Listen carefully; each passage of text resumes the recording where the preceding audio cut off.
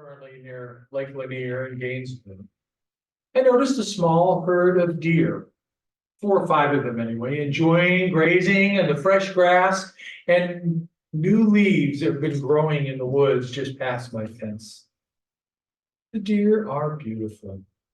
And I am blessed to be living in a place where it seems nature and humans can coexist.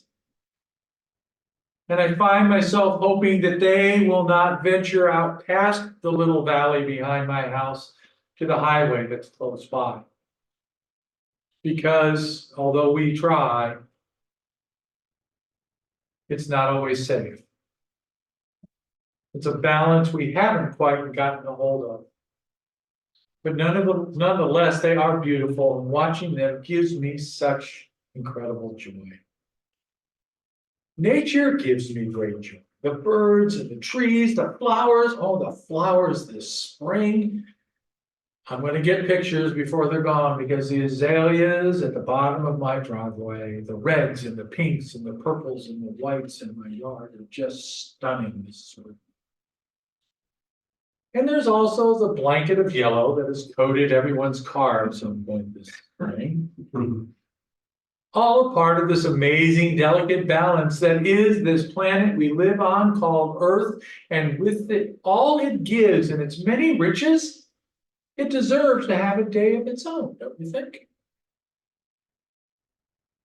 It's funny, even after becoming a UU, I never really paid attention to Earth Day, why it happened, what it's really for. I was actually this many years old when I found out that Earth Day actually began in the aftermath of a massive oil spill in Santa Barbara, California. Following that disaster, Senator Gaylord Nelson recruited a man by the name of Dennis Hayes to organize campus teach-ins to talk about how to improve the planet. The date was eventually moved to April 22nd, changed its name to Earth Day, and the rest, they say, is history.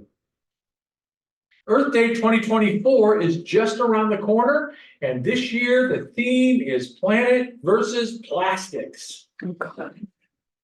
EarthDay.org is the official home to Earth Day, and the organization is, as it says on their site, unwavering in our commitment to end plastics for the sake of human and planetary health, demanding a 60% reduction in the production of all plastics by 2040. That is a bold wish. Would you combine that with the current administration's wish to have half of all vehicles be electric by 2032? There's a chance we can make a real difference. I mean, we know Hyundai is building its new Meta plant right down off I-16 between Savannah and Statesboro, and it'll assemble all their electric cars and manufacture the electric batteries. And that's good news, right? I mean, all those jobs making clean vehicles that will reduce CO2 emissions, which is the greatest contributor to greenhouse gases, which, as we all know, causes the warming we're having in the planet. Of course, assembling electric cars requires energy, which in Georgia means it comes from several sources, some clean, some not, some nuclear. Although Hyundai states that it believes all the electricity needed to power the plant when it opens will come from renewable sources. And to manufacture those batteries for those electric cars, you need lithium. Lithium is mined. And the majority of lithium for batteries comes from Australia, China, and Brazil, which is then refined mostly in China and then shipped to the plants to make it via fossil fuel burning ships and trains and trucks. Oh, and by the way, lithium is extremely volatile.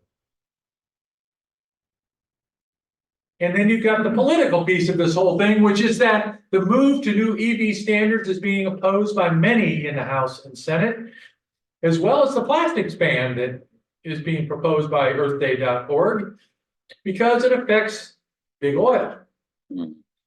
And as we all know, big oil pulls a lot of weight and spends a lot of money. But it's a start, right? But is it too little, too late? Can we actually do enough to make a difference? Well, I stand before you today to let you know that the news isn't good. As a matter of fact, it's not good at all. And according to the Yale Environmental Review, that originally started publishing its information in 2019, but they update it weekly. It's a great site, by the way. We will pass the point of no return no later than 2042. And that's only if we implement strong changes in the emissions of greenhouse gases, which we are not doing.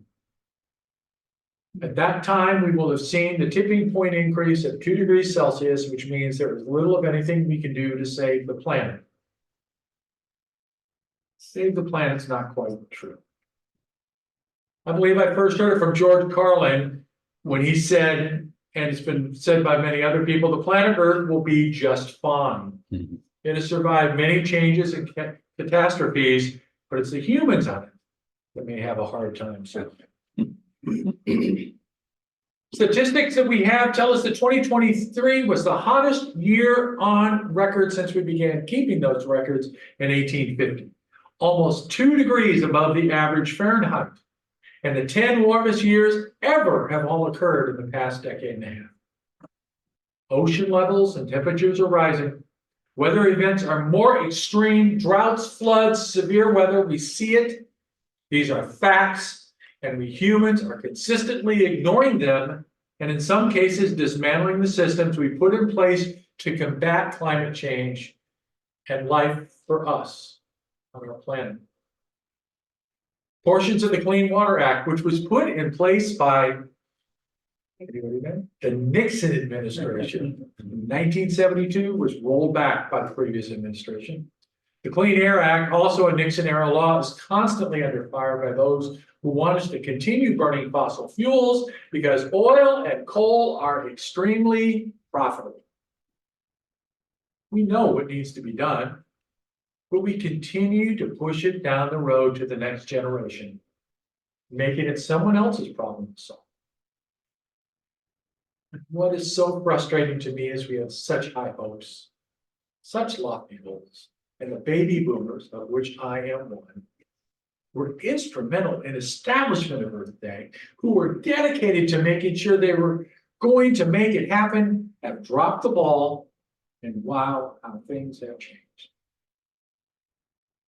The baby boomers had gone from a generation of people who were going to make the big changes to the world, and they have gone from the ones to make those changes to becoming the biggest polluters, the biggest consumers, and those lofty goals we had of peace, love, and the planet are gone.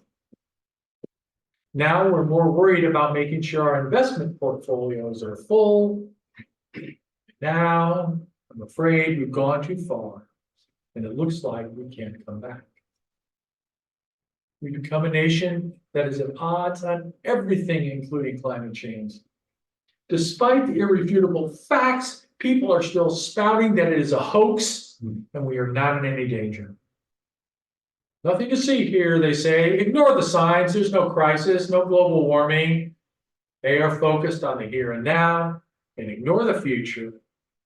A future that, by the way, doesn't belong to us. As the famous quotation says, we did not inherit the earth from our ancestors. We borrow it from our children. Mm-hmm. Well, I'm here to say in the state we will be returning it to our children. I don't think we'll be getting our damage deposit back. But being the person that I am, I always think there's hope. Sometimes it's harder for me to find than other times, but I always think I will find hope.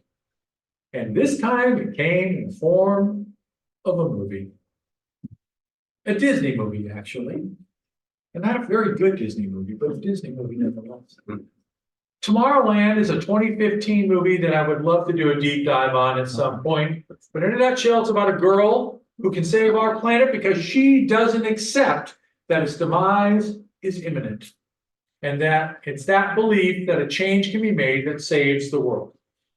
at least for that moment in time. And that is my point. We can't give up, even though it's hard to see a solution. We can't stop trying, even though it seems the powers that be don't give a darn about saving the planet for animal life, of which we are a part. We need to keep trying, even if it means pushing some of it down the road for the next generation. We know we need to stop using fossil fuels, even if it means we'll have to deal with having to dispose of and create different battery technologies down the road. We need to continue to find renewable sources of energy to power charging stations for those EVs and homes. We need to stop producing single-use plastics and find alternate solutions that don't end up in our oceans along the sides of our. That's what gets me, you know. I drove up here from Brunswick this morning, and the number of water bottles, of which I have one in my car, not perfect, find their way on the side of the road. They can't even keep it in their car long enough to get to a recycling center to drop it off. They just toss it. I so wanted to leave my children and grandchildren the world we dreamed about when we were young. Clean air, clean water, equal rights for all, equal pay, no hunger, no homelessness.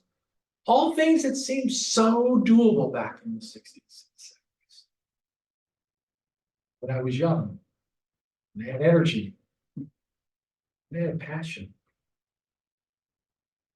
But even though I'm older now and a bit tired, I'm not going to throw up my arms and walk away. I'm not going to give up hope. I'm not. Earth Day is the 22nd of April, and as I said, this year is Planet versus Plastics. I'm going to do my part to help the planet. I'm going to do my part to try to reduce my use of single-use plastics. I'm not going to give up. And I'm not going to be perfect. None of us can be perfect. But if we all do a little bit, maybe, just maybe, we can make the difference. I think George Clooney's character in that movie Tomorrowland said it best when he gave his charge to the robots he was sending off at the end. He said, "Go find the ones who haven't given up. They are the future." Amen. May it be so.